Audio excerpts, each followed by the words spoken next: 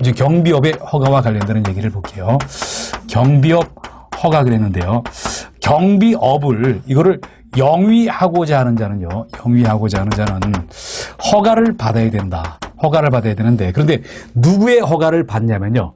그 경비 어떤 법인에 일단 경비업은 반드시 법인으로만 할 수가 있어요. 이거는 예외 없다는 거 아닙니까? 개인은 할 수가 없거든요.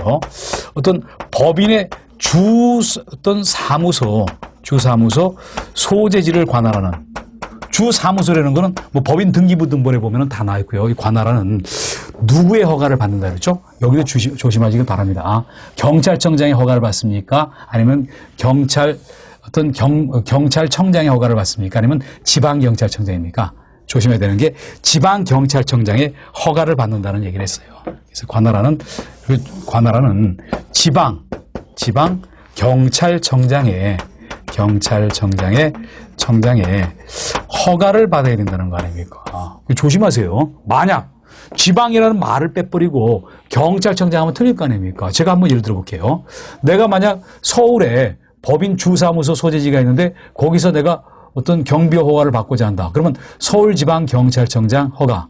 내가 만약 예를 들어서 어떤 경상남도에서 그런다. 그러면 경상남도 경남경찰청장.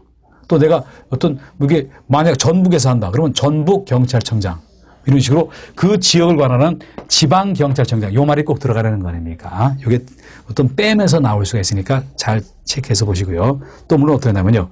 어떤 그런 경비 업무의 내용을 만약 허가받은 내용을 변경하고자 할 때도 다시 변경 허가를 하는 게 원칙이에요. 물론 경미하는 거는 신고를 하지만요. 그게 바로 허가권자와 관련되는 얘기였고요. 또 그리고 그 다음에 나왔던 허가의 제한을 봅니다. 허가의 제한을 보면요. 허가 제한은 이거는 신설된 규정이에요. 신설된 규정. 종전에 없다가 새로 들어갔던 게 바로 허가의 제한이라는 거 아닙니까? 그래서 이것도 한번 제가 이렇게 들어볼게요. 지금 경비업자가 지금 어떠냐면요. 지방경찰청장의 경비업 허가를 받은 업체가 약 3,400개 정도가 전국에 있어요. 그러면서 그중에 상당수는 제대로 역할을 잘 못하고 있다는 거 아닙니까? 영업 실적이 얼마 없거든요.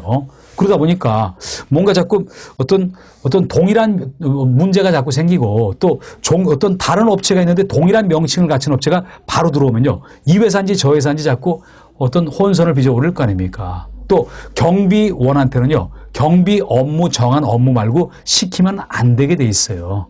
그리고 경비원한테 업무를 뭔가 이탈하는 일을 시키면 안 된다는 거 아닙니까? 각각 그런 걸 한번 예를 들어서 얘기를 들어볼게요. 이거는 또 신설 규정이다 보니까요. 아무래도 신설 규정은 출제 가능성이 높을 수밖에 없는 거 아닙니까?